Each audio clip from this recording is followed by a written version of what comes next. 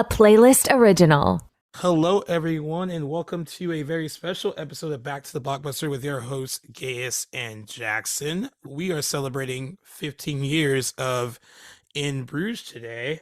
Did this one because I learned early on that this is it's kind of like either a favorite of Jackson's or also he just is very likes the work of one Martin McDonagh. So when I saw the anniversary was coming up, I was like, all right, this is one we have to do for you, Jackson. So this is gonna be like mostly your show, but I do enjoy the movie as well. But like I think I'm curious to know like kind of like when we get into it, when you kind of first discovered it and why it's kind of stuck with you and like Totally. why his work in particular has kind of stuck because he's gone on to do a lot of great things. Has been Martin McDonagh's been nominated for several Academy Awards now, even currently this year, and kind of all goes back to this movie in 2008. So excited to get into it. First and foremost for you, when did you first discover it? I think our timing is going to be a little different because unfortunately I did not see this when it first came out. Probably. I kind of like I knew that Colin Farrell won a Golden Globe for his performance here, but I did not see it until after McDonagh's Three Billboards after that came out, and then I went back and watched these. Okay. Yeah, so I watched In Bruges, and I remember I watched Seven Psychopaths. Because I was like, dude, I don't know how. I was like, I don't know how I missed out on this stuff. So I was not one of the first to. I didn't see it when it first came out, but would love to hear how you discovered it and what it was like for you when you first saw it, and a little cliff notes Oh, on how it holds up for you today. absolutely. Yeah, I've been really excited to chat this one because as you mentioned, I am a big fan of Martin McDonagh. Just find he's a great screenwriter, kind of an inspiring sort of guy. As you mentioned, like getting lots of awards recognition, especially this year with his or in 2022 with his movie Banshees of Inisherin, and he's up for 3 Oscars for that. And he won his first Oscar with his very first short film that came out a couple of years before In Bruges. But our experience with watching In Bruges isn't probably too different. It wasn't the first movie, at least I don't recall. I don't think it was the first movie I saw of Martin's either. It was Seven Psychopaths, actually, back in the early Netflix days when I was still a young lad. I was probably like 13 or 14 when I saw Seven Psychopaths, recognized the name, and then I remember like when I was first getting into like film like as a serious hobby and like passion of mine, there was like I don't know if you remember that moment. There's just the world opens up into so many different things that you haven't seen and have to get to. And the Right. title In Bruges always stuck out to me as like I didn't really even know what Bruges was or meant. And then I kind of gathered that it was a place, which Yep. hilariously fits into the plot of the movie. It literally just takes place in this small little medieval village in Belgium. Like it Yep. sounds boring. It's honestly hilarious. And eventually, one of these days, I must have been 16, 17 probably when I saw this movie for the first time. I just, kind of plopped down, threw it on one late night by myself, and found myself like cry laughing at numerous parts throughout this movie. It is hilarious. And we've had conversations before about Yeah. how like comedy is not my go-to genre. If anything, like I would say I rarely watch like straight up comedies and mostly with an audience. Right. And but Martin McDonagh again happens. He's got 4 main movies, not including his short, and I'd say they're all comedies in a sense, but 2 are more traditional comedies, like Yep. In Bruges and Seven Psychopaths, and then his last 2 are more comedy dramas, leaning on the drama side. But he is one of I think the best working comedic writer directors going right now. I'll give him all the credit where that's due for that. He crafts a hilarious movie and Yep. just coming off this watch literally 30 minutes ago, I say that happy to say that it very much does hold up. I think that must have been my 4th, maybe 5th viewing of the movie over the last several years. And I like it just as much every time. Sometimes I find things to appreciate it. But how many times have you seen In Bruges, and did you see it recently in anticipation for our episode? Yeah. So other than like I said offline, watched so much the last few days. I either watched this Sunday or Monday. I can't remember because I watched a lot in those 2 days. Right. Before that, it had Yes, you been were like busy. before that, the first time I saw it actually, I didn't see it back in 2008 when it came out. And I don't know why I didn't see it because I actually like, at least the cast. I like Colin Farrell, I like Brendan Gleeson, I like Ray Fiennes. I don't know why I didn't latch onto it, especially after, like I've always liked Colin Farrell, and then when I saw that he won the Golden Globe for his role here for Best Actor in a Motion Picture, Musical or Comedy. I still didn't see it. It took a while. It wasn't until I saw Three Billboards, which got a lot of Academy Award attention when it came out. Another Martin McDonagh movie. I had a friend that was like, "Hey, like you need to check out his other stuff," and completely blanked on what that stuff was. I was like, "Oh yeah, what else did he do?" And they named like In Bruges and Seven Psychopaths. So I was like, "Oh yeah, I forgot all about that." So like I went and actually had a double feature of them both. Watched both of them. Nice. And so that was the first time I saw it. And then I think I watched it again with another friend because I was like so stoked on it. I watched it maybe a month or two later with another friend who hadn't seen it, making it seem like I had discovered this thing. Like, oh, you should check this movie out, even though someone had just shown it to me. So you liked it off first watch, then you enjoyed it. Oh, I really enjoyed it off first watch. Like you said, I mean, we've talked about it on here too. Like, comedy is my least favorite genre to watch as well, but I do like black comedies, like kind of blend the kind of there is comedy, but it's like dark humor, and that's exactly This what is pretty pitch dark black comedy. Pitch yeah, black. Yes. and like what I've learned from all of his films, really, even if something like Three Billboards leans more into like drama, like he has like a really wicked dark sense of humor that works, and he manages to balance it well with like even in stuff like in Bruges, with kind of it is funny, but there's also moments that are a little bit dramatic and kind of serious, so you're like, oh, like he's really good at like kind of finding the balance there, and I think that's hard for a lot of filmmakers to do. But That's right. that's what I really liked about it. I mean, I liked that it was. I mean, it is. I mean, watching it the other day, I was laughing out loud, like alone in my room. Like it was, I forgot how like funny it is. Like Oh yeah. it's truly a funny movie and really well written.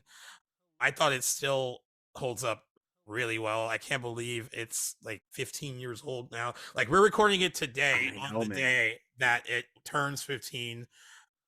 I mean, I think no matter how old you are, certain movie anniversaries make you feel old because there's certain movies that like seem like they didn't. It seems like certain movies didn't come out that Yes. long ago. Like you'll be like, oh, like how long ago was that? And sometimes I'll hear even like 5 years old. And I'll be like, wow, I can't believe that's a 5 years old. But this, for Dude. some reason, I don't know why, 15 felt really a long time ago. Even though it seemed like it didn't come out that long ago. Like in my mind, It I doesn't guess. feel like. Um, Yeah, this came out another movie. So this one I don't feel as affected by its age. Like thinking about it now, and yeah, 15 years. I was 9 when this came out, but since I had really no idea what this movie was for its first few years after it had been released, I'm not as impacted by it turning 15. But after going through that list that you'd sent me, that movie anniversary site, realizing John Wick turns 10 years old yeah, next year had me like friggin' spinning, man. I was like, yeah, Jesus Christ. I remember yeah. watching that, being hyped for it when it came out, and that was in It's 2014. crazy. I can't believe how fast time moves. Yeah, I know. Um, It's but crazy. Yeah. Ugh, doing if I need doing more some examples. digging, insight as to maybe why you didn't get around to seeing this right off the bat, have that wide of an American release. I was just looking up some numbers before we were filming, and Martin McDonagh, as many know, he is Irish, I believe. This was I, more of a bigger release. Most of its money was made overseas. It only yeah. opened in 28 theaters in the United States in its opening weekend, and it grossed like somewhere in like the 130,000 range. It recouped half of its budget in the US alone, which is impressive. So it's $15 million budget. It made about 7.6 or 7 million in the States Here. alone after only opening in like something like under 200 theaters throughout its theatrical run, and then ended up over doubling its budget combined with its overseas haul, which is pretty good that it made some money for Yeah. at the time a newcomer for Martin McDonagh, which is great. And he's Yeah. obviously expanded. His movies have gotten bigger and even I would say better since this. So I his agree trajectory has been great, and it all started back in 2008. with this. I mean, yeah, I was like, looking at box office because usually sometimes when like there's certain directors, I'm like, hey, why are they handing this person like a $15 million budget, like, or getting bigger, right? And then I'm looking at I mean, it grossed Right, 34.5 million globally on a $15 million budget. And I right, was like, all right, most of that money being made overseas, but that makes sense because of where he's from. He's a British Irish, like originally a playwright, which is, I mean, him being a playwright makes a yeah, lot of sense because, like, you I can mean, they tell. can write really good, like, thorough dialogue, and like So that makes sense. So then 2012, when he does Seven Psychopaths, I look at that.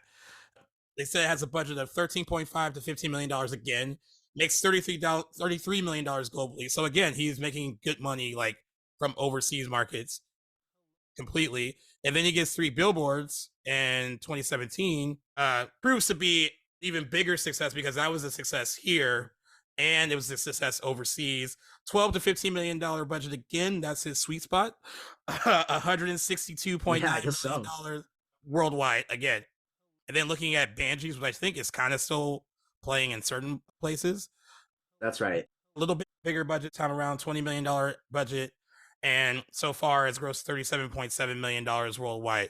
So on top of him being like a talented filmmaker, there's a reason why I think they're willing to give him the money to make the movies that he wants to make, because he is still generating money for for the studio, even if it's not all coming Right. from not all coming from the States.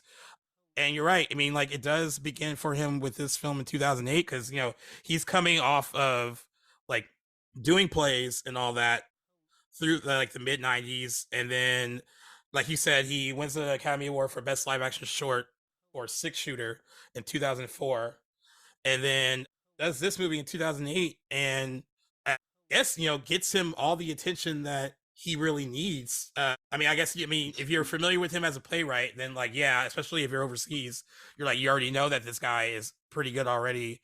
But we've talked about it before, like the out of the gate, at least film success for certain directors can be like a blessing Right. or a curse. Could be a blessing or a curse. I feel like for him so far, it's just been a blessing because I don't think he's had like a stinker yet. Like he hasn't had like that one like fall on your face and get back up again kind of movie, and like, and That's that's good right. for No, he hasn't. that. They've all been reviewed really well. They've Seven Psychopaths didn't get like award attention, but like 3 of the It 4 was have. received well though. It was received well. It did got Right. great reviews. Yeah, and it's just a testament to who he is as a filmmaker, and also a testament of like movies like In Bruges have been done a lot. The kind of like the style of it and like and all that, but like there's something about what he does, the way he writes it, the way he directs it, that makes it feel fresh and new, I think. And that's why I felt that again watching it, that like, yeah, there are movies like this, but like I feel like he's in his own league as far as like getting the results that he wants from these type of movies. I just really feel like he really has his like finger on the pulse of how these things kind of work. And that's, I think it's a testament of like, Uh, how good of a writer he is, and director, as it turns out, with yeah, this. I couldn't agree more. Also, just something that goes such a far away for him is what he's able to get out of his actor. Right. Exception of Seven Psychopaths, all of his movies have garnered nominations for his lead actors in it. Like he just brings such a good performance out of who he's working with, which just really shows on screen. And having, honestly, I don't know why, at the time when Banshees came out, the movie I decided to watch in anticipation of seeing that in theaters was his previous effort, Three Billboards Outside Ebbing, Missouri, which I think at the time just had been the movie of his I'd seen.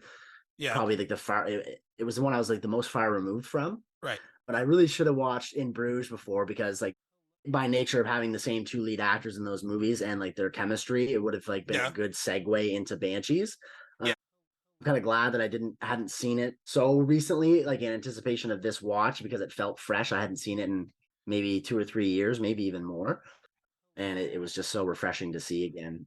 I agree. I had so much fun with this movie. Just back to him and his writing talent and all the experience. I didn't even realize that I knew that he was a playwright, but didn't realize how far his career actually went back. You said the 90s. Yeah. Everything that he puts, there's not really a detail in that movie that doesn't get incorporated later into the movie or into the script. Like everything is shown for a reason, or if you don't think it's important, it'll come up later. And there's nothing that's wasted. No shot, no prop, no line of dialogue is unnecessary in that movie, which just adds, I think, to that satisfactory feeling you get after watching it. Yeah, I agree.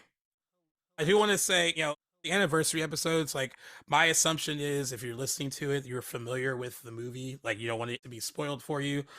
But just in case you're just listening to it and you're like, I'm just curious, like what they're talking about, or like, what the movie might be in general, there will be some spoilers discussed here a bit about the film, just so you know. And, in case you haven't seen it, in case you haven't seen it, just a quick little thing. This is a black comedy drama crime film, as we said, written and directed by Martin McDonagh. Also, his feature-length debut stars Colin Farrell and Brendan Gleeson as two London-based Irish hitmen in hiding, with Ralph Fiennes as their boss. The film is set and was filmed, you guessed it, in Bruges, Belgium. Also, it was also the opening night film of the 2008 Sundance Film Festival, and opening and limited release in the United States on this day that we're recording on February 8th, but back in 2008, 15 years ago.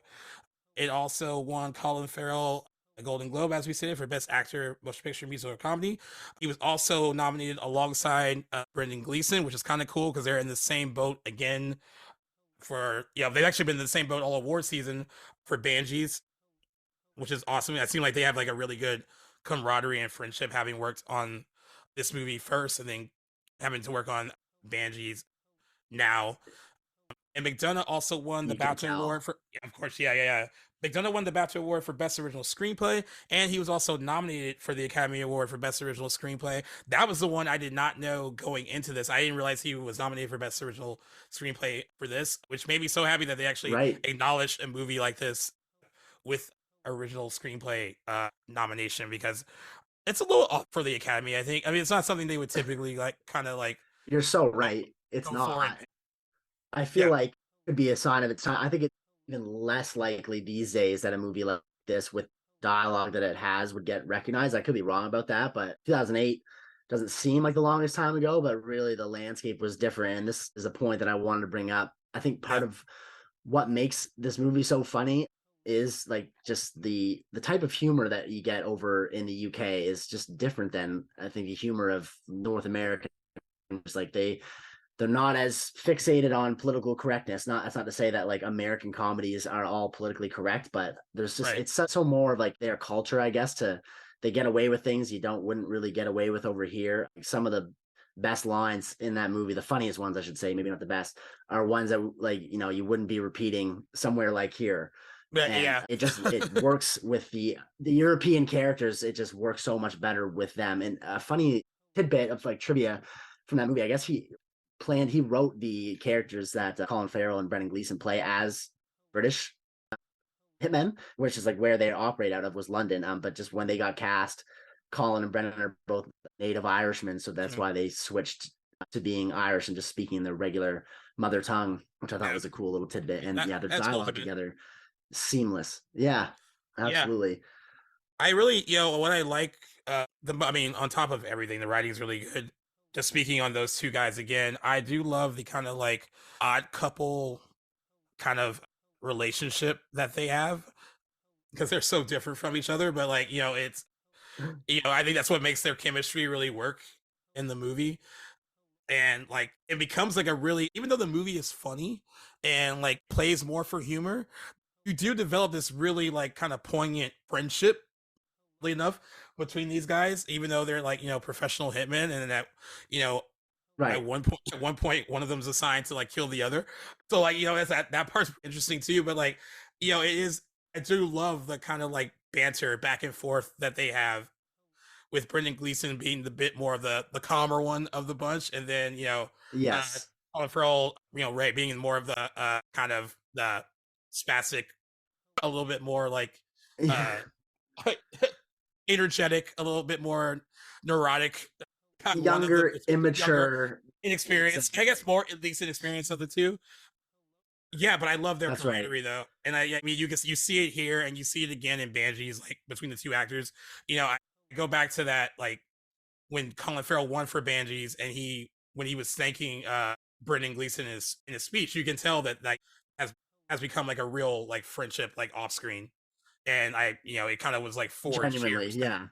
Yeah, and it was kind of forged here, which is nice. And like, I don't know like how long it takes to kind of build that when you're working with someone, but it just seems like effortless with them beginning here. I thought they were really good playing off each other in this.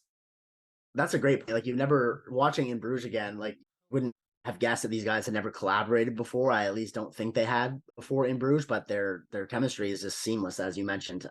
And it's funny, I'm glad you're point of their chemistry in Banshees of Inisherin, because watching Banshees in theaters a few months ago now, I obviously was expecting, the charisma that these guys share to be present in their chemistry, having worked together before with the same director, albeit a few years before. I was totally expecting it. And their characters aren't, save for a completely different setting, like about 100 years before, the characters they're playing almost kind of work and communicate together in much the same manner, not as comedically. Like I think Banshees is much more of a dramatic film, but and you get the same thing where Brendan Gleeson is more of like the stoic, calm, thoughtful, kind of caring character, where he is wrapped up about the finer things in life and appreciates art and has a greater purpose for his life. Whereas Colin Farrell, although it's different between the movies, he is again like the immature, happy-go-lucky, naive sort of character. He's dealing with different things in either movie, but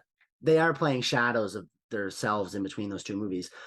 But again, they're awesome together in Banshees. And where there was somewhere I wanted to take that. I lost my train of thought there. Moral of the story is they both work great together within both movies, and their characters are really similar to each other, which I thought was cool. Yeah, I agree.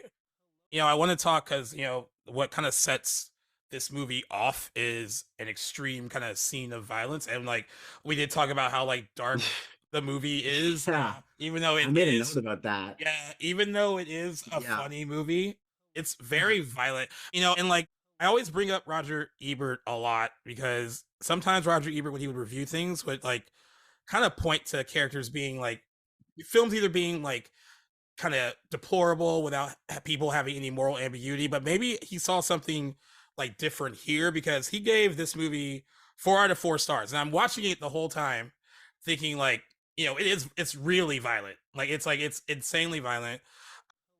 He thought of it. He said this film debut by the theater writer and director Martin McDonagh is endlessly surprising, very dark human comedy with a plot that cannot be foreseen but only relished. So I think he kind of saw more in it than just like the violence, because like I guess like if there has to be more to it than like just being gratuitous.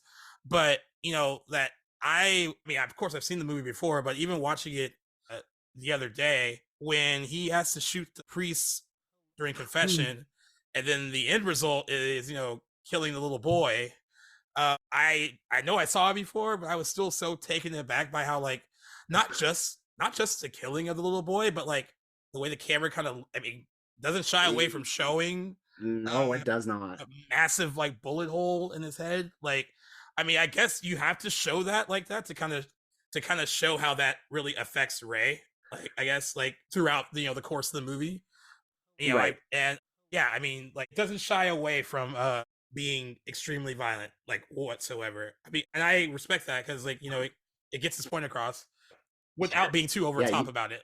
Yeah, it's not over the top. It's just so shocking because you do not see violence against children in movies. I would say hardly ever, at least not American movies. Like that's not to say there aren't movies out there that have shown horrific violence to young people and kids in movies, but it's just such not a common thing you'd expect to see in such a mainstream, like accessible movie. So yeah, even though like you said, it's not gratuitous, it's just like camera pans after Kieran Hines' character, the priest, like slumps over, and then you see the boy just sitting there upright with a bullet in his head and blood coming out, and he slumps over. It's like, Jesus, man, like, that is some dark shit. And at that moment, it's very dramatic, but the conversation, I remember giggling at the conversation shortly after this flashback. It's the scene where Colin Farrell, Ray, he's having dinner with his date at the restaurant, where he jokes he kills people for money, and she said, he asked, do I look like I kill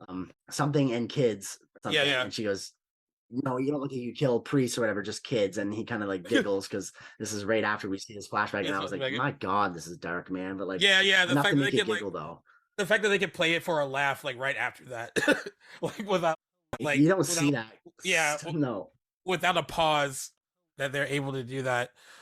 But that's the brilliance of the writing, though. It's hard to find that balance, man, and like he manages to do so, because like I think that's why it doesn't, like with movies geared towards American audiences, why that doesn't always work, because it's something that we're not used to seeing a lot of. That's right. And of course, I think like even like in horror films, like sometimes the cardinal rule is like kids are usually safe, and if you kill a pet in like any movie, then that's like for us, it's like a really right. So usually those are two, kids and animals, especially dogs, are usually like safe. but like it's something like this, and like there was like Mm. no holding back on it whatsoever. Oh, Martin didn't care I about the rules on that one. and I remember when I first saw it, I was like, do you remember when I first saw it on my first watch, back in the day, and being like what the fuck movie am I getting now? Because like it was like played so funny, it was played to be so funny in the beginning, and I was like laughing. Right. I'm like, oh, this is really funny. And then I was like, well, what am I getting now? But then like I mean, you made this comment about like why it's comedy, that genre is so hard for you to watch. Like it's your least favorite one to watch because at least with like if you blend it with other genres, there's a there's so many different elements that can make that movie work as a whole. Like so like it can be funny in spots Yes. and then that works, and then it can be dramatic in spots that works. You can have action here and that works. And then you're not just focused on like what one type of movie it's supposed to be, because if a comedy is not funny, then you're immediately taken out of it. If it's just a comedy, then you're like, all right, this isn't working for me. But like if you can blend all these little subgenres together, then like that is something I really enjoy. And I think that's something that this movie does really well. And it proves like shows its hand very early that it can play that very well. I just like yeah, I appreciate anyone that can make that can swim around in that and make it work. I mean, because it's not easy at all No, whatsoever. that's a great point. Like when movies, so this movie, even though it's not 100% a comedy, it's rare that you're going a few minutes without a good chuckle, but it's not Yeah, trying to shove laughs down your throat like a exactly. conventional, like I'd say like an Adam Sandler comedy is, where it's like every frame, every scene, there's gonna be a joke. Whereas this one just seamlessly blends it into its dialogue or into, a moment that had happened Yeah. beforehand that is brought up again later. Like it's not always done intentionally, it's dry and it just happens to come across as funny. Even when you don't know if you should be laughing, you find yourself laughing in this movie, which is something I just love about it. I even like the music. Just It's like it. curious. Oh yeah, yeah. Oh yeah. Go ahead. What No, were you curious no, about? go ahead. I'll save that thought. No, I would just it just came to me like when Uh, they it was I forgot exactly how he delivers the line, but when they stumble upon like the film shoot with the dwarf actors, and it's just the way that he comment like yeah. Colin Farrell just comments on it, like it's so like it's just kind of like a oh like the way he says it, just like perfect. Like I mean, I'll talk a little bit more about Colin Farrell as a whole later. I'm just gonna say Right. this right now after watching this again.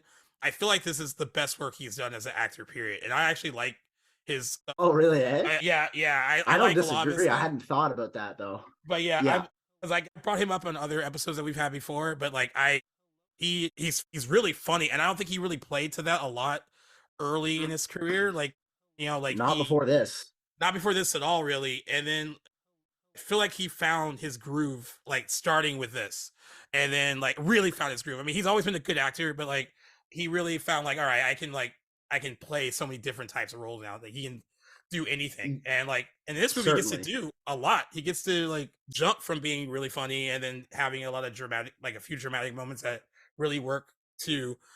But yeah, sorry, I just thought about that because I laughed when because he just like he almost sounded like a little kid when he like stumbled upon it. And then like watching it. He does have some very childlike moments and Yeah. delivery in this movie, but I'm glad you brought that up because this is the point that I had read shortly after watching it that I wanted to bring up about Colin. And like you said, in other episodes, we've talked a little bit about him. I think it was like after the nominations came in, and I told you I wasn't familiar with really his. Actually, we were talking about In Bruges. I'm not really familiar with his work pre Prior to In that, Bruges. Like I know about his movie. Is it Phone Booth and phone Miami booth. Vice? Yeah, he was I in hadn't seen either Minority of those. Report. Right, yes, and I'd mentioned Yeah, I wasn't aware he was even in that. So even though I'm not really familiar with his filmography before that, I was reading that this kind of movie was a little bit of a transition in his career from just pumping out kind of like some action thrillers many times a year in like the early 2000s, and then In Bruges kind of turned him into like taking his work a little bit not more seriously. I don't think that's a good way to put it, but taking more serious, like thoughtful roles and really developing his characters much more. Where to the point where he was only doing one or two movies a year instead of taking on yeah. multiple projects all at the same time, I think which he I thought became was more really cool. His picky. career after this has been awesome. Yeah, I Yeah, think exactly. he Right. became way more picky and like because he was kind of like I like that. he broke out in a movie called like Tigerland that Joel Schumacher directed, and that is more in Oh, line. That is more in line with the stuff he's doing now. It's just more about him being like it was a smaller movie, just a really great performance, but he's also a very good looking dude, and like on top of being a good actor, so that he has a look of like a box office like leading man. So like if you have that kind of look and that potential, and they throw those kind of roles at you, I think you're gonna take them. I mean, I think that's what early part of Yeah, his you're career right. was. Like, I don't hate movies like The Recruit. He has a movie called The Recruit with Al Pacino, but like it's kind of forgettable in the grand scheme of things. But like you take that I can because picture like it. take it because like it's a leading role and it's with Al Pacino. Or you do And the you're a movie newcomer. right. You do Yeah. a big action movie like SWAT, even though like yeah, it's based on an old TV show, but it's a big ensemble cast with Samuel L. Jackson, Michelle Rodriguez. It's a summer movie, so you take it because it can make money. It makes total sense. Yeah, You exactly. It's what you you do do Dare, as a yeah, newcomer. yeah. You do And Daredevil then, because like Daredevil sounds like a good idea. oh my God, I forgot about it. And to Yeah. his credit, he's not the worst thing about it. So like, he's still fine. And I think I told What? you before, he had a rep of being like a partier back then. Like he was like a really big Yes. like he was more of a party boy, and like he never got into like too much trouble. He did have like a leaked sex tape, and that's like in the grand scheme of like celebrity stuff, that's not really like horrible. Is it a Uh, leaked sex tape, you said? yeah, he did. Yeah, he was like Oh, dating wow. like a yeah the girl that he was That's the seeing. first time I heard of I think she was with she's done so with Playboy, and I think she was the one either that leaked it or said that someone stole it from her place. But I think she leaked it, and that that. kind of affected his career, but not in like huge way. I think he kind of got to a point where it's like either we're gonna take you seriously as an actor, or you can keep just doing this. And I think beginning with this movie, he Right. started to like kind of be like, I want to be taken seriously. He also had a kid that that changes you, of course. But like, Yes. I think with this movie, he started to like become more picky about the projects he wanted to do. Also, I think like certain actors, when they find filmmakers, when they find their Martin McDonagh, like who they can work with a lot, that's also a good thing for someone like him. That like they're like, hey, this guy is like playing to my strengths. He's writing to my strengths. Like they clearly have a really good relationship. So like I think he's carried on Definitely.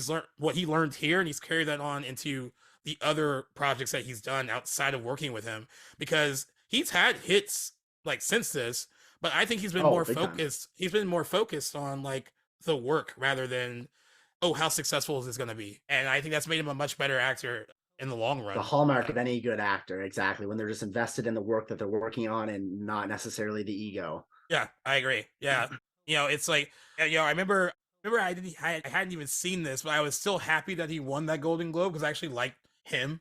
Like I like him as like a person, Yeah. and he seems like a really like genuinely like good guy. I mean, like even when he was like that phase of like being stereotypically Irish dude, I just want to party and drink beer and like do all this stuff. Like Yeah. he was still likable because like he was still showing up in Definitely. like in whatever he worked in. Like he was still not he wasn't maybe they weren't like the best movies, but he wasn't like the weak spot in them. Like he was always good. Right. Uh so but it was He was but a you young could guy in tell Hollywood at that time. yeah, but you could tell there was a definite turning point with this where he's wanting to like kind of put his focus on better parts of the industry and like just better parts of like his Hmm. talent. Like yes, he clearly has it. Like why waste it? And I'm glad that Martin McDonagh tapped into this comedic side of him. I mean, I don't know if like it's a combination of the writing and line delivery. I mean, of course, and I'm not trying to even be offensive. Irish accents are just funny, and I don't mean that in a bad way. I mean that in like the best possible way. Because there's some dialogue exchanges in this where Absolutely. I was dying just like based on like how it sounded. It's like it's quick. It's all very fast, so you're like trying to keep up with everything that they're saying. Yeah, I don't Exactly. know. I agree with you wholeheartedly. There's something about like even like Irish, yes, but UK, any of the accents in the UK in general, I find just like there's something funnier about their delivery where it just comes across like even though yeah the line is written intended to make a laugh, the way it's delivered is just so flawless and seamless and not trying to sound funny that it almost makes it funnier. Like Yeah, not like there's some dialogue in the movie that like I know repeating might be offensive to people, but like I don't mean it this way, but like when he like for instance when he plops down with the two beers at the bar, he's like, oh yeah. here's one gay beer for my gay friend and one And normal one beer for normal me beer because for I'm me because I'm normal. normal. Yeah, That there, is so fucking funny, man. yeah. And then Harry has that line with Yes. Yuri of the Uzi, and he's like Uzi. He's like, I'm not from South Central Los fucking Angeles. I didn't come here to shoot 20 black teen-year-olds in a drive-by. I want a normal gun for a normal person. Again, like this is dialogue that might not fly like here in the That's what states. I'm saying. And that's why it works with Martin though. Yeah, and I'm Oh like my watching it, god. and I'm I'm in like, tears. I was dying when I'm watching. I was like, I should be offended, right? But no, it's funny. Like it's all set. You know why it's funny too? Because I wholeheartedly believe that Martin McDonagh is not racist at all. Like this is just like really just funny, Right. like funny kind of like on the nose, like dialogue and playing on stereotypes a little bit, like playing on these kind of things that like people don't want to touch on, But but harmlessly. harmlessly. And Right. like yeah, but it's I mean, getting someone like Ray Fiennes to say something like that in general is like hilarious to me. But like I don't know, it's just You're totally right. He's such a yeah, distinguished guy, so his role yeah, in this yeah, is so much not like his other work. yeah. Um, the God, that other was hilarious. line, one I will come back to all the time, and I've like sent like clips of this one scene to people, like just in context sometimes, Yeah, is when when his character Harry Ray Fiennes gets off the phone after Brendan Gleeson reveals that he sent Colin away and to kill, and yeah. he finds his fucking smashing the phone, and then his wife comes in. He's like, "It's an inanimate object," and he's like, Yeah. "You're an inanimate fucking object." Like that scene, I go back to all the time, and it is so funny, and Yeah, just one of it's my so favorite funny. moments in his entire acting career. My Yeah, God, there's it's some gold god tier moments in this movie. I mean, there's some great stuff. I mean, I love the interaction when Ray, like, well, Ray makes this girl Chloe, who's played by I don't want to mess up her name. Is it Clemency Posey? She, their stuff, Clemens Posey, yeah, yeah, their stuff is really funny, especially when like I love when like her boyfriend, who bursts in right before they're gonna do anything, yeah, and I love like the reaction to like Colin Farrell's line. He's like, "See, I knew like girl like you wouldn't like a girl like me or a guy like me," and like it basically like someone that like, was like normal or like it's just so funny because like he's so like he's a hitman. He's already killed like a little boy and like all this other stuff like right. someone like you and like somebody like me. Like that the dialogue exchange is just really funny, and then the fact that he like pops the guy in the eye with like a blank. Oh God, Also like that scene actually cringes me out every time I watch it. Like, like the guy that plays the boyfriend Eric, his reaction, like his acting to being shot with the blank in the eye is just very yeah, like authentic and disturbing scene. Like the effect of like obliterates this guy's eye where he's like it's all bloody and leaking. yeah, Oh, I don't like looking at that. It's a good effect, but yeah, it really fuck, is. that would hurt. Uh, Um, but funny but yeah, though. that scene with Colin it does harken back to his like in like childlike behavior, like in that Yeah, one scene where he's like a girl like you would never like a guy like me. He's like a kid reacting in that yeah, moment, but it's so hilarious. yeah. God, What I that was going was to yeah. ask you early though is two questions. Is one, I guess I'll lead with what would you give this movie? Like, how do you rate this movie? However you do rate your movies. If I'm doing it out of 10, oh, I get like an Right, 8.5. that's how I do it. Yeah, I get an 8.5. I Okay, really yeah, liked we're it. right on the nose then. Yeah, I I really liked it. I I mean, just updated my rating to 9. I think 8.5 is the same thing to me, pretty much. You know what I mean? Like right there. yeah, I think what struck me about it this time compared to the first time, and I don't know why, like I didn't maybe I was just so caught up in like it being like funny and then like just like focus on the acting. One, the score Right. by Carter Burwell is really really good. The music's super good, and I didn't realize how good it Yes, it was the is. first time I watched it. And he's works with Madonna again, Three Billboards and Angie's since this, and the dialogue, the music's really good in a lot of spaces, but I love the buildup of the score when he's walking up on Ray to like kill him, and Ray's about to commit suicide Right. himself, and like the music is like building and building and building, and then when he sees him put the gun to his head, I mean, I just love that whole like change of heart where he's like, "Oh, what the fuck are you doing?"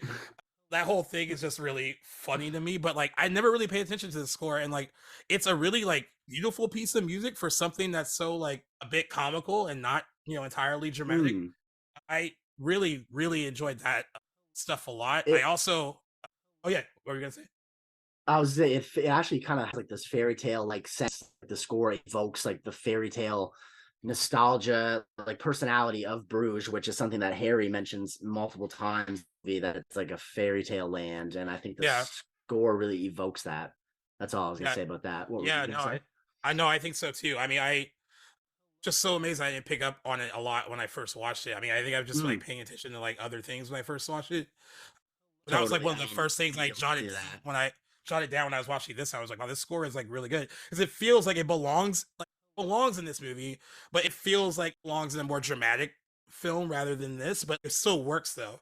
Like the way the music is utilized, is really, really good. And It makes me wonder if I should pay attention to other Carter Burwell like scores, because like I need to go back and maybe watch Three Billboards and maybe pay more attention to Banshees and that music, because I don't think I really did until I really like focus on him as like a really good like composer of music for movies, because it's not someone that off the top of my head that I would be like, oh yeah, that's go-to person I would like think of, but like the whole time I was watching Yeah, I this, I was like, agree. this is I really wasn't good. even familiar with his name. Yeah, I had to look it up, but I didn't even know like he's but done other scores that I'm familiar with outside of working with him. But yeah, I was impressed. Like the music, I'm also impressed with how it's a beautiful looking movie too. It's shot really well. It's like top notch The cinematography. location helps him Yeah, a lot. Like Bruges is a beautiful place to film, yeah, and it it was just like becomes these a full old buildings and architecture. Like it looks friggin' awesome. becomes the character in and of itself. Like I think just I It, mean makes sense being the title of the movie, but like I think it's so cool when like mm, the atmosphere or location becomes its own like its own entity pretty much. Like it's very much its own like living breathing character, and that is kind of what's going you're on in this movie too. you're 100% right. It is like its own. It's like its own like Gotham City. You know what I mean? Where it's like so integral to Yeah, plot. It's like its own character. And Bruges is definitely the movie wouldn't be the same if it wasn't set there. Absolutely. yeah. The other question I wanted to ask you is where do you put in Martin McDonagh's filmography? Like, how does it stack up to you? You've seen all his four flicks, eh? I have seen all of them. All right, I'm gonna do this now, and if we're talking offline and I change my mind, I'll let you know. Honestly, like, Leading you with can this have to one. answer this. I'm leading with this one. And Yeah. then I'm going Banshees, Billboards, Seven Psychopaths. I like actually liked Billboards a lot. I just didn't like. I didn't get caught up in. I think other people maybe more like loved it more than I did. It was certainly like Okay. Yeah. I think it was a little bit overhyped, a little bit, but I did love the performances. I mean, I loved. I think Frances McDormand was amazing in it, Mm, and Woody Harrelson, Sam Rock, they're all Sam good in it. Rockwell, Will dude. is great in it. Yeah. He pulled some great work out of all of them. But just talking like rewatch entertainment value, yeah, Yep. I going in that order: In Bruges, Banshees, Billboards, Seven Psychopaths. You know what? I feel like I should watch Seven Psychopaths again because I haven't watched it in a while. dude, do it. That could I change watched it recently. that could change my mind a little bit, but like as of now, that's my order. I honestly think coming off like I also so I got all of Martin's movies in fairly recently. Like I watched Three Billboards before Banshees came out in October, and then in between October and today, I watched Seth. So I've seen them all four of his feature length movies. Yeah, Is slightly funnier. I think I laughed more in Seven Seconds, but I but also had come off like it was like my second watch of that movie and it had been over a few years, so maybe like it just was fresher to me and I just wasn't yeah, expecting like what I got. yeah. I As soon as I asked you this question, I started melting over like the my own order of his And then filmography. you're Like like, I fuck. didn't even have my mind made up. Like this is definitely I agree. Trying to throw me a curveball, you weren't even ready.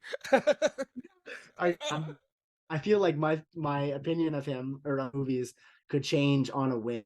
Like it can with many filmmakers. I do agree with you that this is probably it has the most rewatch value, maybe because like I'm not always in the mood for like a hefty drama like Banshees. I Yeah, would always be like in the mood for something. This would be like probably the easiest one to show other people, yeah, perhaps, like friends or first time viewers of it. It's at least in my top two. I haven't necessarily decided where yet, and I also think I would need to see Banshees again to really make up my give it. mind where I'd put that one because we were chatting a little bit about when I went to see it in theaters. For whatever reason, I was expecting more of a straight up comedy, just with the same cast and whatnot. Yeah, It was more of a drama than I anticipated, not its detriment in any way, but it just the sense that I need to rewatch to really place it because it was so not what I was expecting. right. Then Bruges is definitely up there. It's probably at least top two. It would probably be between that and Billboards, and then I'd put Seven Psychopaths slightly under because even though it's hilarious, I love that the movie plays out like a screenplay. Right. I just think In Bruges and Billboards are just slightly better movies, but like honestly, you could put any one of his movies in any order, and I would probably agree with the list. Like they're all phenomenal Phenomenal. movies, and I can't take away anything from either any four of them. To be honest, he's one of those rare directors that every single movie he's made has been like astounding. Right. You know what's crazy is that I always talk about directors who are in rare company who have never made a bad movie. And I Mm, never really think about him, and it's not because I don't think his movies aren't good. It's just like there's always like the top tier. There's like Christopher Nolan and Quentin Tarantino. right. I still count David Fincher despite Alien 3 because that wasn't his fault. The studio took that movie I away from agree. him. All right. So like, Good. but then Good this point. guy has not made a bad movie either yet. No. They've all been really good and on a consistent role. Like, and he writes really smart movies. Like he has like I love great dialogue and he has like a knack for writing great dialogue. You can see that He's across got it like a lot of all. stuff. Yeah, and like he's just really talented guy and brings the best out of the people he works with. I did want to ask you really quick because I didn't really touch on him Sure. much, but your thoughts on Ray Fiennes in this? Because I mean, Ray Fiennes is also another chameleon of an actor too. Yeah. I mean, the guy can play like this and then be in Made in Manhattan with Jennifer Lopez and then be Voldemort. I Yeah. mean, like, yeah, so like, love him in this because I mean, I think even though he shows up later in the movie, Hmm. they give him some of the film's best lines. I mean, I read one of them earlier, but he's just really spot on and funny. Doesn't even feel like Ray Fiennes. I mean, this is what I like about it is that like I don't even see Ray Exactly. Fiennes. But, No. I don't know. I just thought he was really good. I love his exchanges with like Brendan Gleeson. Like most of their stuff is together. What are your thoughts on him as a whole in this? So Ray Fiennes is my favorite part of this movie, and that's saying a lot because I enjoy every single performance in this movie. I love Brennan and Colin's banter together, but Ray Yeah. Fiennes just elevates this movie from good to great, I think, or Mhm. great to amazing, or whatever metric you want to use. Just because like this role is so different from anything else that I would have seen him in, and that I think he's ever even done. That is just added points. Like he's such a foul mouth, like horrendous, like Yeah. violent man that when he just comes across as such a distinguished, like English gentleman. Yet he's like Yeah. so far removed from his actual personality in this, which is just a test of his acting. And like you said, he gets the best lines in the whole Yeah. movie. I wish I had like the dialogue from that letter that he writes like earlier in Oh the my movie god. before he's even introduced on screen when the guys go out for a drink or whatever to tour Bruges and he phones them when he asks them to It's be so in a funny. waiter's call and they're out and the owner of the hotel writes a transcript of his message and it's read in his voice and Yeah, it's oh so my funny. god it It's is so funny. every I, third letter word is the f-bomb yeah, and yeah. it's so I was funny like, he's a treat in this movie to say the very least. I was laughing out loud the entire time. I was that I forgot about that letter. Yeah, it's that was hilarious. Yeah, he's a real treat. I mean, So I like his in stuff a lot. Yeah. yeah, interesting little tidbit too. I just happened to read this IMDb. Apparently, it's got 1.18 f words per minute in this movie, and I feel like he's responsible for at least half of those, probably. Guys, that's a Yeah, sign. The sign of any good film. Just so you know, if there's that many f yeah. bombs. Whoever casted him in this movie deserves a pat on the back. Like the fact I love that all came together that he agreed to work on this. I would love to see them collaborate again, actually. And like I said, I'd like to see another Ray Fiennes like comedy. He's good in like the Coens Stuff. what am I thinking of here? See if I can Hail find it. Caesar. Hail Caesar. He's Yeah, great, but not the same sort of comedy though.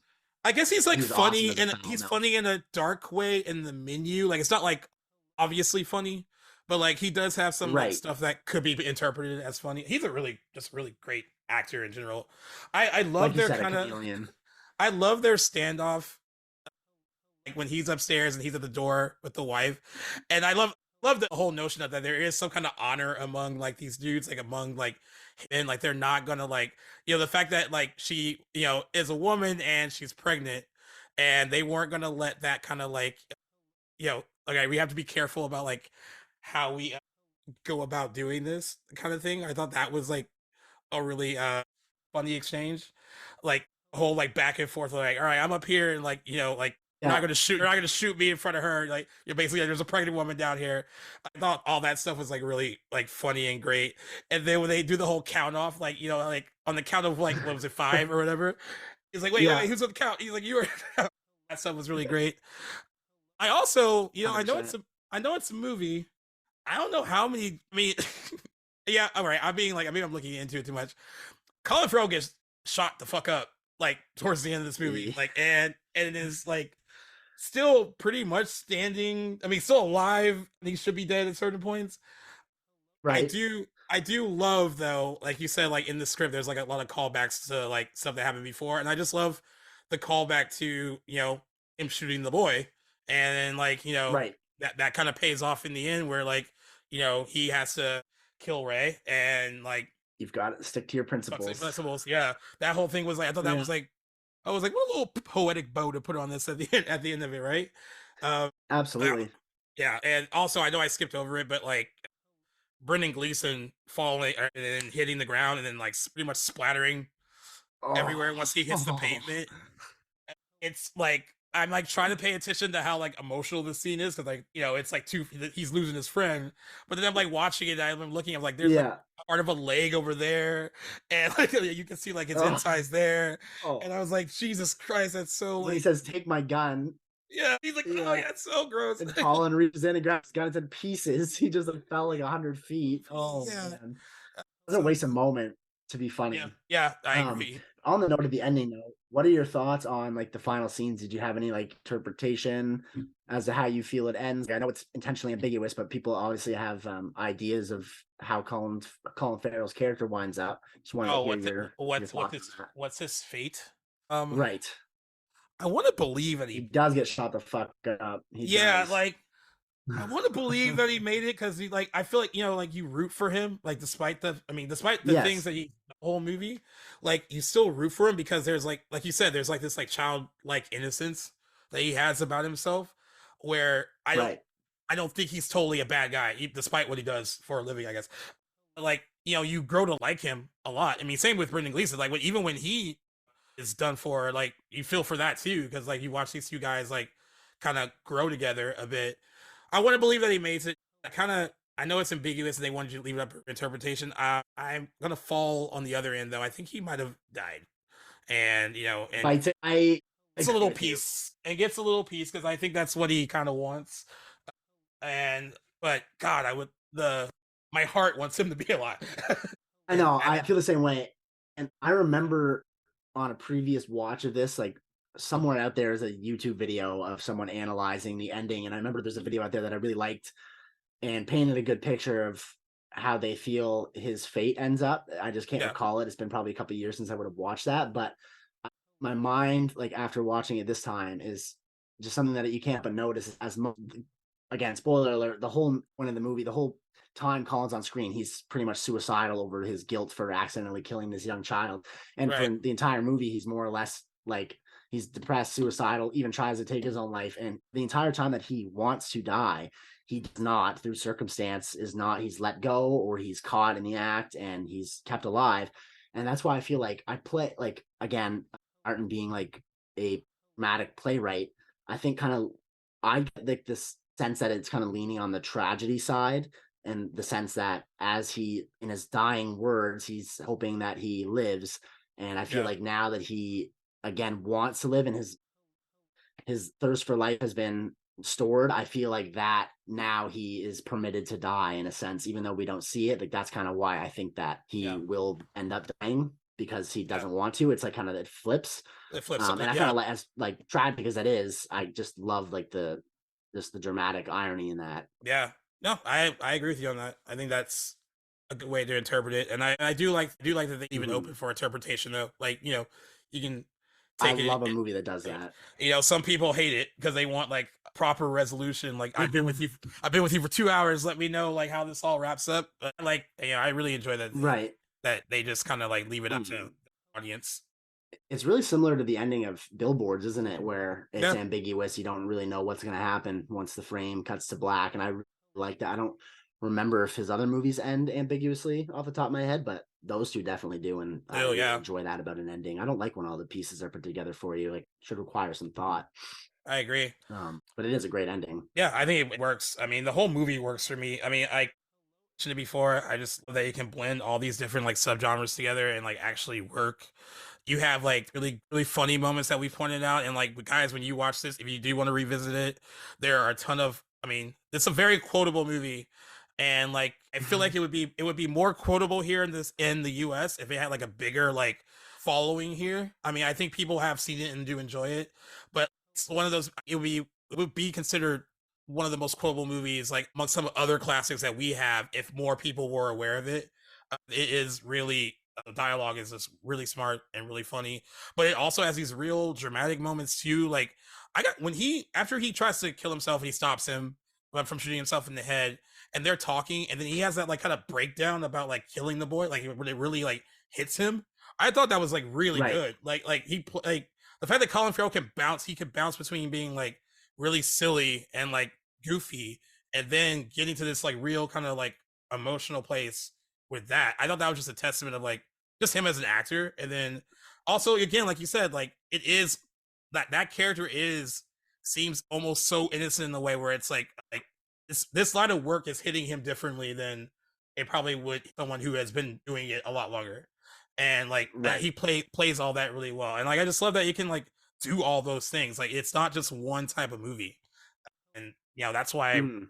really enjoyed it. And it was a fun revisit. Like I really good one to look back on. I think that breakdown scene could be the one that secured him for that Golden Globe. That, and there's a great shot. I don't remember the context now, but he kind of like rolls over. I think it's just like when he's like in bed in the hotel room in one of those scenes where he kind of just rolls over and you see like you just follow a tear just kind of come Here. out one of his eyes and like drip across his nose. And I'm like, he can really, like you said, just turn it on and off whenever he wants. It's like a hallmark of a great dramatic actor when they can like really produce like an emotional performance like that, or cry on command, if you will. Just something that I can't do. So I find it really impressive when actors can do that. I always wonder where they got to go in their head to like make them get Yeah. that way. So I am no actor. I did drama all 4 years of high school, and like one of the things that they would tell you That's to try cool. if you couldn't really do it, it would tell you to think of something about someone or something that can get to that point, which is like maybe the smartest advice when you're in high school, like especially if you're a No, freshman sophomore. Like maybe by senior year you're like, all right, I got a grip on these emotions now. right. But like some actors can say they can turn it on and off. Like it's not like once like the camera stops rolling and they can just laugh about like something else. And then some people have to be like That, completely immersed in it. Like they have to like live that's it. psycho. Yeah, and like either way, whatever they're doing to get there, I mean, more power to them. But Totally. it's It's impressive. certainly not easy by any means whatsoever. I wish I had done drama. Going back, if I could redo it all, I would definitely join like drama club or something. I think that would have been really cool. Not to chat Yeah. sometime about what projects, like what you guys worked on. Oh yeah. It was a lot of fun, and I don't think I would be nearly as social without it. It really like changed like my whole like Oh, as really? far as far as like meeting friends and like getting to know people and not being afraid to talk to people. Like it started Yeah, there, and that would I do didn't it. want, and I certainly didn't even want to do it. I remember being my EA was like because I couldn't like read reports in front of a class. I would like shake, and so I was going into my freshman year, and I needed one more elective. And he was like, well, "What do you have an issue with?" And I told him that was the issue, and he was like, "Oh, you should do drama." And I was like, Oh shit. I just told you I don't like doing shit in front of people." And he was like, "Fine, if you don't like it, you could do it for like a semester and then drop it and do something else." And then I ended up doing it Right. all 4 years of high school.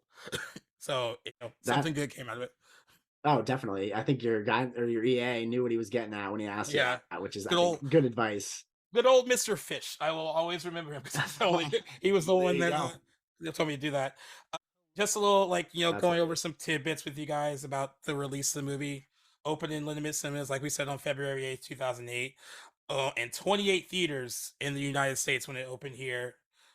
It opened at number 25 in the US on its opening weekend, grossing $125,000, a little over that on its opening day, and then $459,000 on its opening weekend, where it ranked number 25 and a per theater average of $16,413. Expanded to 112 theaters the following week, moved up to number 22, made $970,000. Did a little bit better the second weekend, but it was always meant to kind of. I mean, I don't. It just didn't really take off the way it probably should have here, which is kind of the case when like sometimes movies are clearly made for like the overseas market, but then they kind of like release them here to kind of see how they'll cross over. I wish it would have crossed over Right. more, but I think in the years since it's been discovered by a lot of people in the U.S. that like I wish it would discovered more because I feel Definitely. like people would be quoting it more. I think if it was discovered like a lot more. Yeah, It leads to why Martin's not like kind of underrated. Like he's recognized by the Academy and like awards, but in yeah, popular culture, like in discussion with uh, Western audiences about like we were saying, like filmmakers that don't have a bad movie, like you don't hear Martin's name brought up a lot. And I think at it's all. just because he's based so far away. That's probably why. But it's nice that he at least gets recognition when it comes to the things that matter. Yep. And then 84% on Rotten Tomatoes, so certified fresh. Most critics really enjoyed it. Roger Ebert being one of them, gave it 4 out of 4 stars. I will, since I like to point out sometimes when see who didn't really enjoy it. Okay. This James Cardinelli of Real Views gave it 2.5 stars out of 4, so not really like a totally bad review. He said that the acting is top notch, and said Colin Farrell, who seems to be gravitating increasingly toward smaller films, effectively channels his manic energy, and he spoke on the chemistry between Gleeson and Farrell, and also gave notices to Ralph Fiennes, but felt like the movie was like a bit too familiar, like compared to like other movies of its type. Entertainment Weekly gave it a C+, and praised McDonagh's directing and said he's a specialist of constructing satisfying live wire dramas of violence that crash up against despair and upending his character's miseries with moments of twisted humor, and is sustaining a writing voice that wars with a particularly Irish robustness of obscenity. But she added, even though neither star is sloppy, they're both loose and mellow. There are a couple of pros who know what they're doing. You just felt, again, it was just the type of it felt familiar, which is not that's not really bad. Right. And then Village Voice gave it X review. No, the Village Voice said In Bruges may be the movie's rather too long running joke. But also almost every review universally praises either McDonough's directing style or Colin Farrell's performance in particular. I think like we said this before about Colin Farrell, not to take anything away from Gleeson or Fiennes. I think this was kind of like his kind of rebirth in this industry a little bit, where they started to look at him a bit differently. And award season nominated 7 British Independent Film Awards, including Best Performance by an Actor in a British Independent Film and Best Screenplay, and the latter of which it won for McDonagh. And it also was nominated for 2 Satellite Awards for Best Actor for Brendan Gleeson and Best Film. McDonagh won Irish Playwrights and Screenwriters Guild Award for Best Film Script for the movie. And then it was also actually nominated for the Golden Globe for Best Motion Picture, Musical, or Comedy. It lost to... What did it lose to? I'd be actually curious. Oh, it lost to Milk. Oh. Right. And then McDonagh also won Best Original Screenplay Award at the 62nd British Academy Film Awards in February 2009. Of course, Farrell won his Golden Globe, even though he was up against his buddy Brendan Gleeson. So a lot of attention. Not his first taste of awards attention, but first taste for, it's being his major motion picture debut for McDonagh. This is a very solid start. Strong start.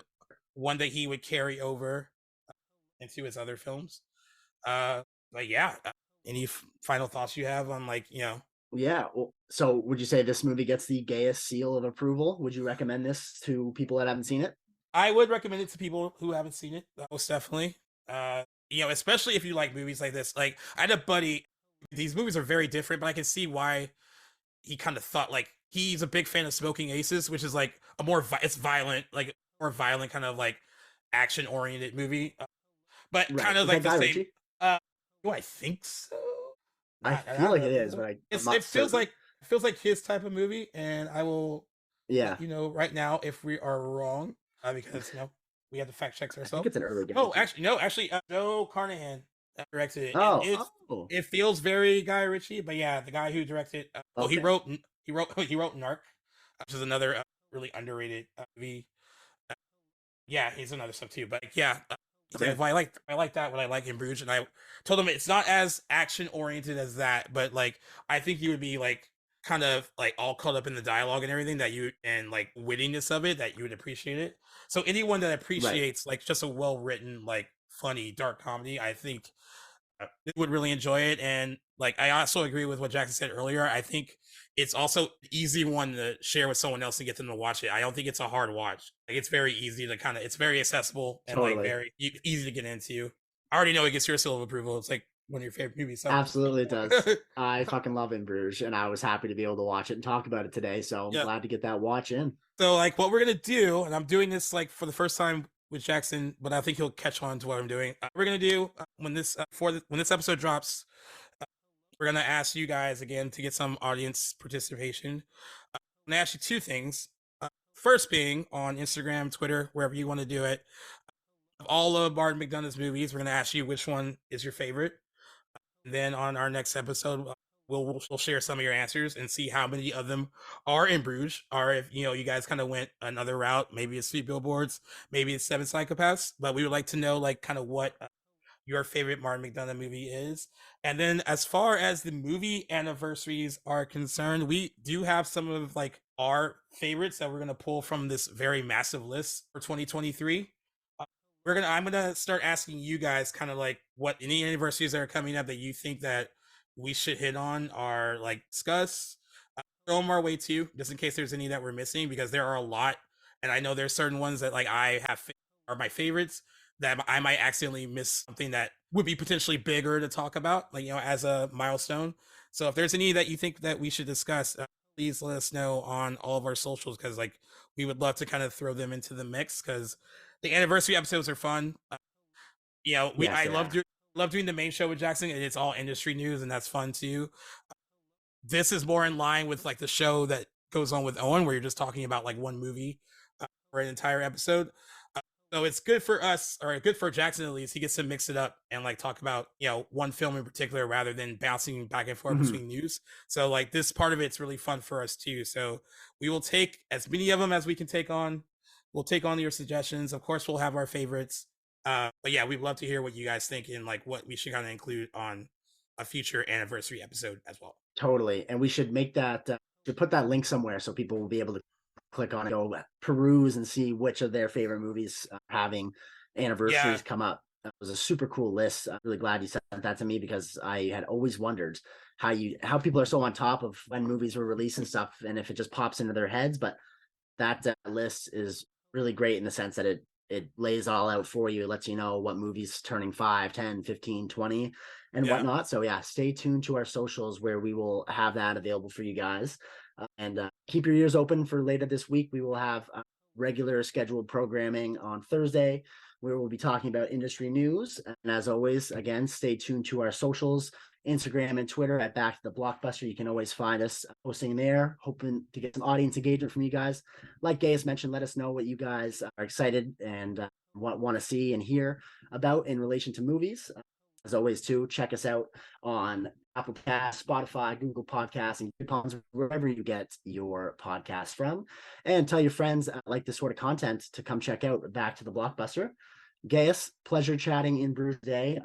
To anybody that hasn't seen it, go watch In Bruges by Martin McDonagh. Yeah, I agree. And I'm going to link this under the description of this episode. I'm going to link to where you guys can maybe watch it if you're not familiar, where you can find it streaming anywhere. If you have to rent it, like we'll just link where you can like some of the best places you can watch it. And on any anniversary episode, now that he's mentioned this too, we will link the anniversary lists on socials and all that. But I think under every anniversary episode too, moving forward, we're gonna link that big anniversary link to you, so you guys can like click on that and see if there's any that you want to pick. Because we have a whole year, and it's just starting. So, and there are a lot of milestone anniversaries this year. I was scrolling through it, and there's some big ones, some biggies that I think we will definitely touch on that we're already likely to pick. But like I said, there's going to be through that list. Yeah, like I said, there's going to be some that we miss, and like you will always appreciate any pleasant reminder, be like, hey, I think that'd be a good one for you guys to jump into. Even if it's something that you think that we're not entirely familiar with, the whole point is like, we'll watch new stuff too. And if it's something that you guys really want to hear us talk about, then yeah, let us know. And we will gladly do it. Might not always like it, just to preface, but that's the whole thing. That's the whole thing about having your own opinion about something. But it sparks a good discussion. Still happy to talk about it. Yeah, yes. It sparks a good debate and discussion, and we're all about that here. So once again, Jackson, thank you for being on twice with me this week. Thank you for also doing an awesome job with the outro. And pleasure is all mine, my friend. We will both see you guys very, very soon. Peace.